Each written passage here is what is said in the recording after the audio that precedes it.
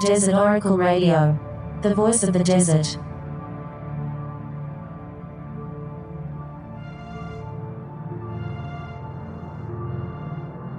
Night has fallen on the desert,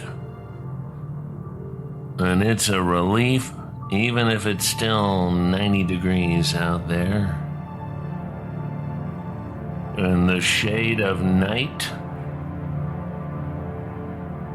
but that'll drop down a bit, and sometimes it's downright pleasant out, between about 4:25 and 4:45 a.m., by which time the unconquered sun is already returning to punish us all over again.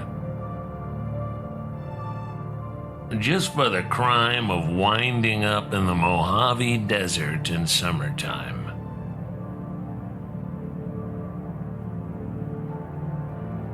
Now and again, somebody will ask me, what's in the Mojave Desert? Where is that place? What's it about? Well, it's the hottest, driest American desert. Las Vegas is in the Mojave, as is Death Valley, and Mojave National Preserve, and Barstow, and Calico, and Victimville, and Ridgecrest, and Boron, and Baker, and God only knows what else. Too hot to look on the map. It burns the fingers touching a hot map in the glove box this time of year. Although it did cool off a bit last night, I was over at the lodge with the fellas, and somebody ran in and said, "There's a SpaceX in the sky," and 4 or 5 of us wandered out, mostly to have a smoke. But a couple of guys were oohing and aahing, looking at the big vapor trail in the sky and the violet twilight sky. And I said, "You know what, boys? One day that'll be rocket ships up there." When the worst of the summer comes, it doesn't matter how many hours I try to work, I just don't get much done. Slow-witted. I squint and look outside the windows, and all the animals are hidden away. They'll come out again close to sundown. They are smarter than me. But they don't have to keep to the absurd human schedule either, which doesn't fit the desert in summertime. The animals don't have to worry about the post office or the bank or the truck repair shop with their erratic daytime hours. So that's all, just to say that I'm still working on the new improved Desert Oracle radio studio, setting up a couple of new necessities as we work to return to our live nighttime call-in shows, last done with any regularity in the months before lockdown, a half dozen years ago now. On last week's program, episode number 247, which is a narrated audio driving tour up the 247 from Yucca Valley all the way to Barstow. In case you missed it, you can look back on the podcast for the repeat. I mentioned how Old Woman Springs Road, State Route 247, got its distinctive name from the historic Old Woman Springs Ranch near the halfway point between Yucca Valley and Barstow. But who named the springs?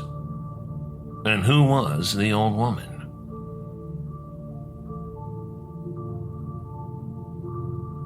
First, the location, a well-watered spring at the northeastern base of the San Bernardino Mountains. 30 miles north of Yucca Valley along Highway 247. Well, this is private property, the ranch being fenced as is necessary if you don't want all the yahoos driving onto your land and tearing it up. The most beautiful aspect of living in the western United States is just how much of it is protected as national parks and monuments and forests and preserves. Vast tracts of wild public land. And we like it that way just fine, and we will keep it that way.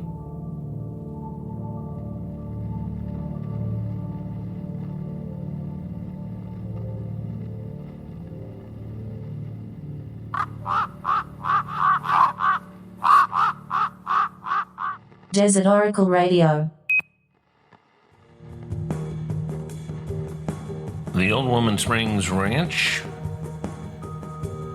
is where Highway 247 bends from north to west. That's where the springs emerge. There's a picturesque grotto that surrounds the well's main source, the strong outflow gathering in Edenic pools beneath tall cottonwoods before traveling down various channels to a couple of good-sized ponds or small lakes, one with a little island. A cattleman named Swarty Swarthout homesteaded around the springs in 1907, keeping his livestock down there in the desert during the cold times, taking them out of the mountains before the snow started piling up. The lakes were dug out in the years that followed, and stately trees line each oasis.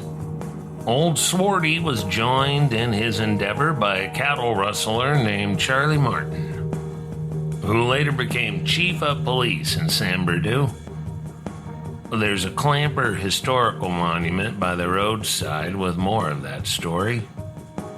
A few lines more anyway. Swarty was still up at Big Bear at his Heart Bar Ranch when he finally passed on at age 91 in the year 1963. The year Lyndon Johnson was elevated to the position of U.S. President. LBJ was in San Bernardino a few months later in 1964. It turns out Lyndon Johnson had lived there in San Bernardino for a few months in the 1920s, working as an elevator operator at the Platt Building at 5th and E Streets in downtown San Bernardino. But we were talking about being outside in the wild country, not working the elevator in Smogville. If you're looking at one of those big BLM maps we like to carry in our pickups and Jeeps and such with the big yellow section markers, well, Old Woman Springs is in Section 31. That's how we tell which part is which on the U.S. public lands, according to the U.S. Public Lands Survey. Each village or township has its own map of numbered sections, and this system was established in the United States back in 1785, or just a few years after the War of Independence came to its conclusion. The government official who proposed the system was Thomas Jefferson, and the reason to do it quickly was because many thousands of Revolutionary War veterans, including my ancestor William Wagner Lane of Amherst County, Virginia, were promised land grants on the western frontier. The western frontier that was then at the western edge of the original 13 colonies. Using teams of surveyors with measuring chains and compasses and corner markers and very specific note-taking, the U.S. Public Land Survey system followed Manifest Destiny across the country all the way to the Pacific. Go anywhere in the West today where there's public land, mountain or desert for the most part, and the locals in this or that little town will refer to various sections that they know and love and use for horseback riding or walking the dog or camping and fishing, whatever the outdoor recreation type. Those sections, usually 36 squares on a map page, each square consisting of 1 square mile or 640 acres. They surround the various townships and the villages.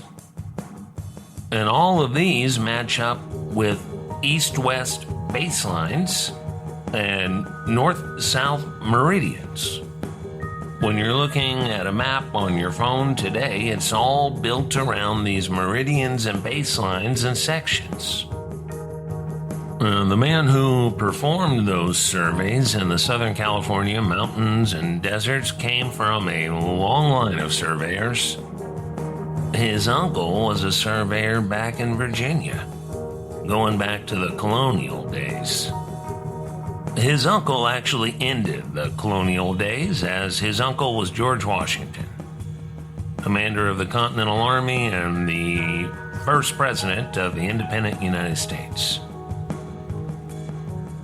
And his name, our desert surveyor, was Colonel Henry Washington, who had been working around Tallahassee after Andrew Jackson showed that Florida was ripe for the picking.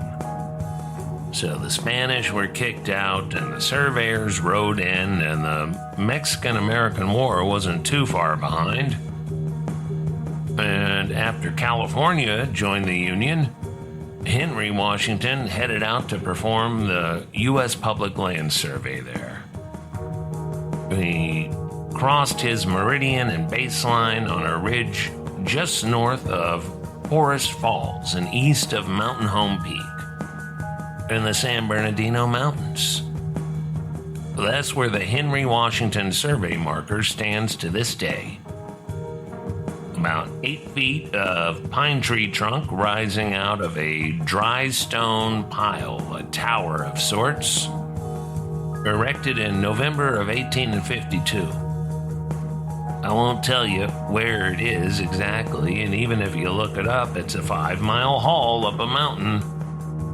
But that tower of stone and wood and bits of tin that act as reflectors that can be seen from miles away, it's called Washington's Monument.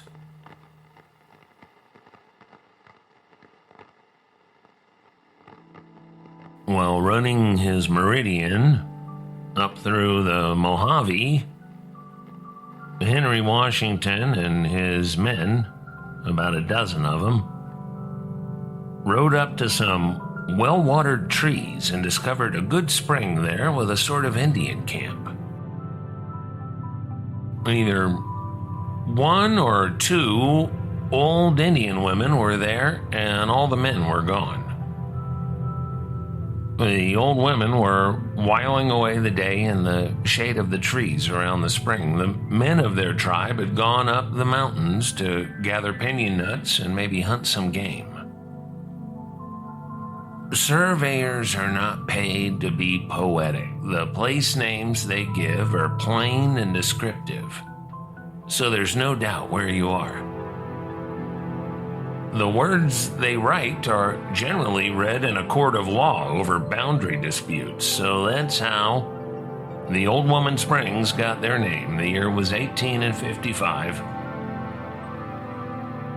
From the Pacific at Port Hueneme, due east across the mountains to the Hollywood Bowl, and then onward over the San Bernardinos and all the way across the desert to the Colorado River. That's the baseline that sets up the mapping for Southern California.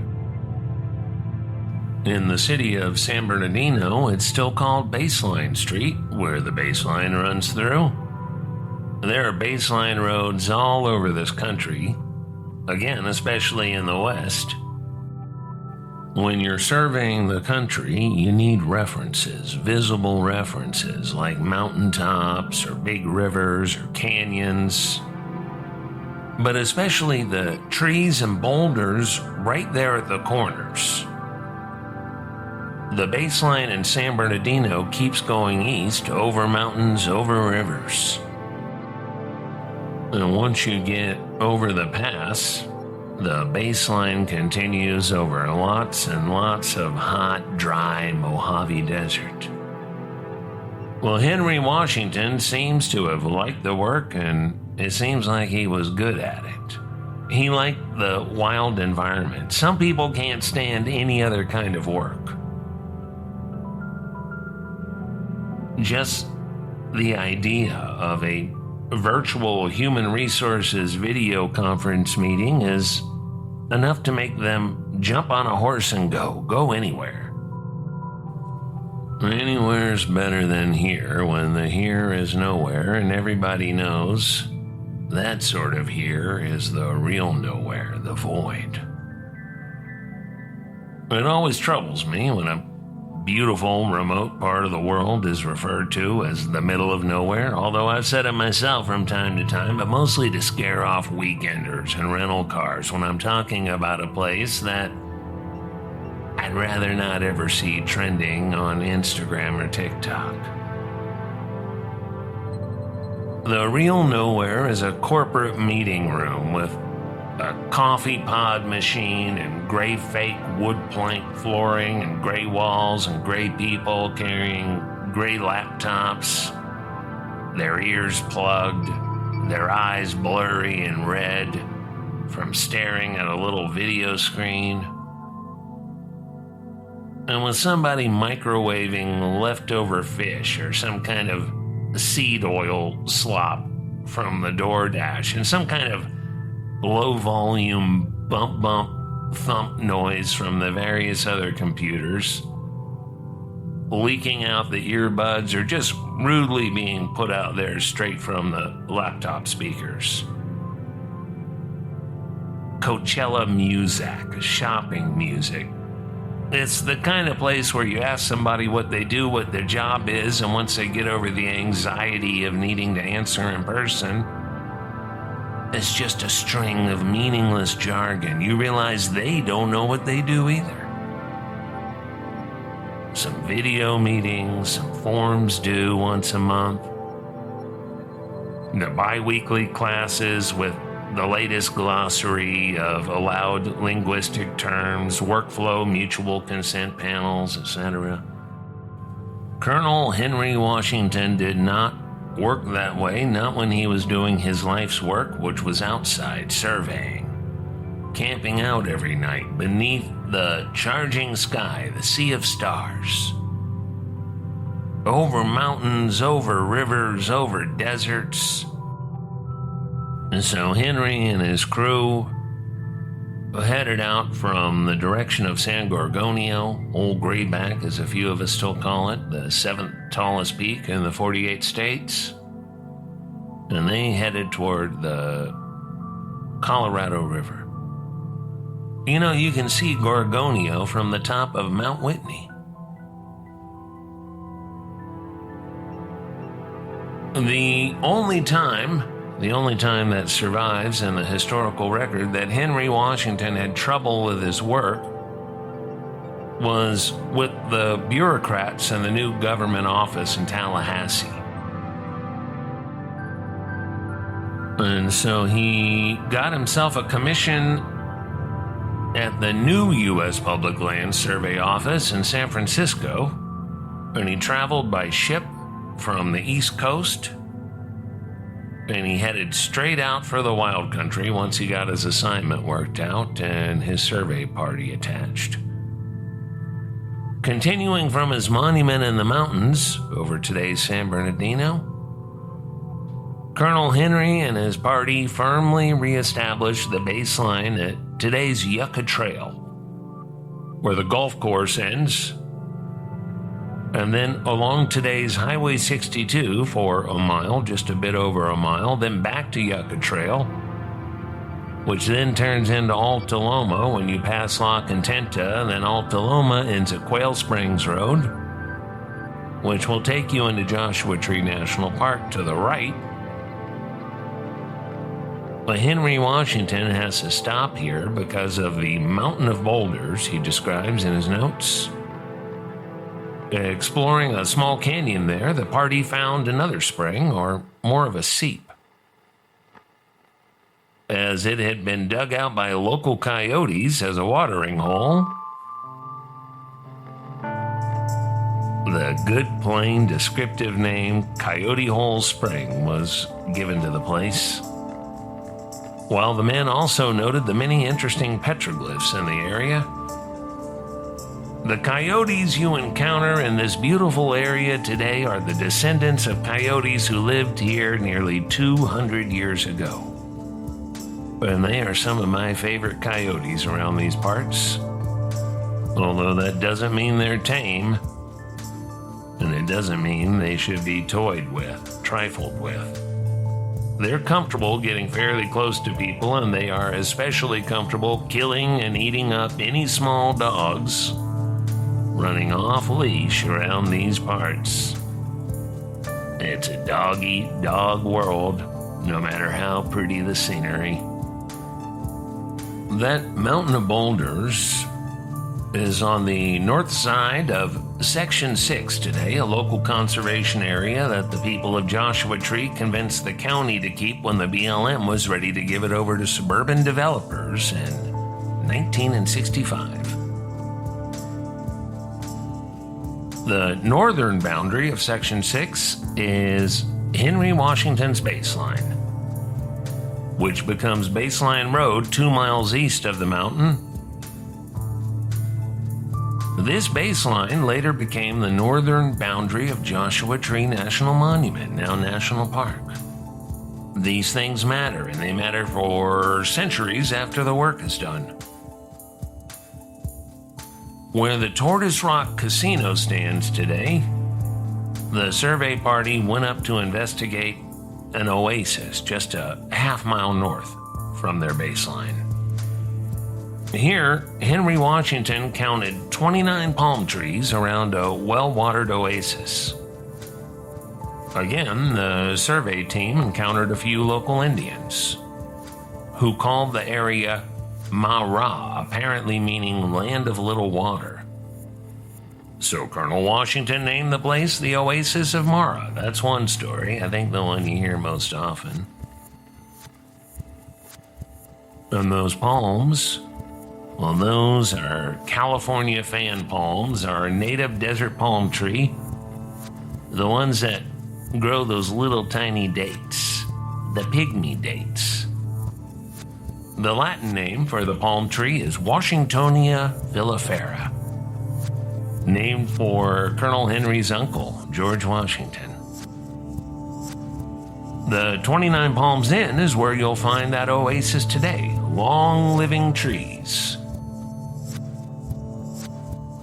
Some you'll see today were surely there when the survey party came through nearly 2 centuries ago, but the number of palm trees changes over time.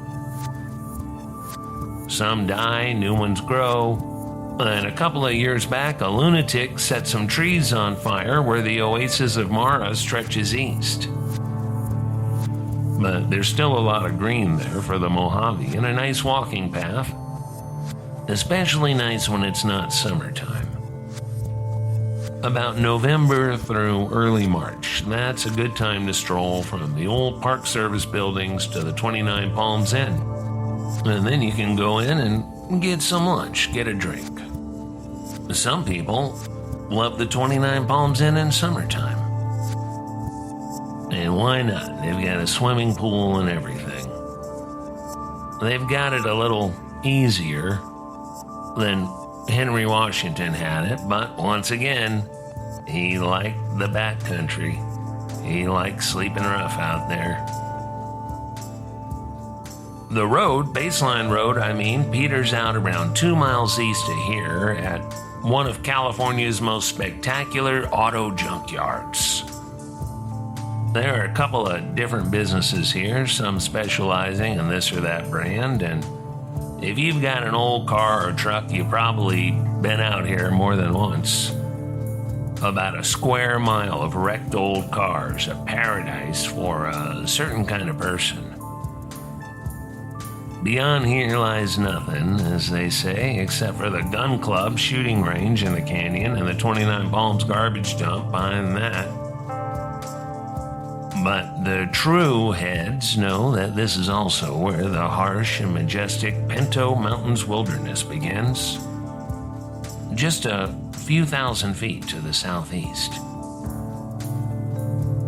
And when Highway 62 jogs to the south, past the old 29 Palms Airport, well, that's when 29 Palms Highway meets the baseline again for the first time since Yucca Valley.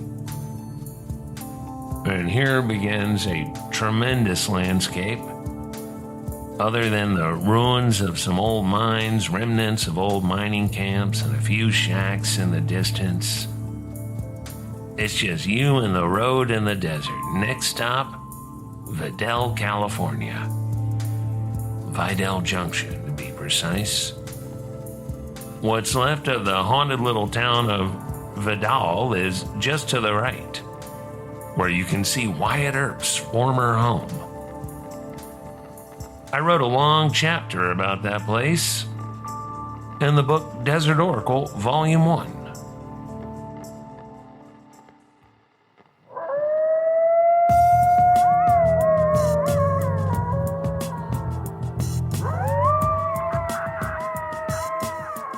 Oh, that's kind of a scary place out there.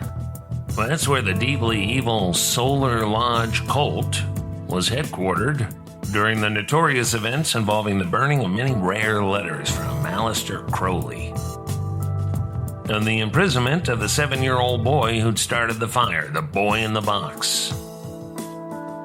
It happened right alongside the Manson family circus of blood from that same grim summer of 1969. From Amboy to Zzyzx and across the Great Mojave Wilderness, this has been episode 248 of Desert Oracle Radio, supported by listeners like you at desertoracle.com or patreon.com/Desert Oracle, with soundscapes by RedBlueBlackSilver. Visit him on Bandcamp. Good night from the voice of the desert.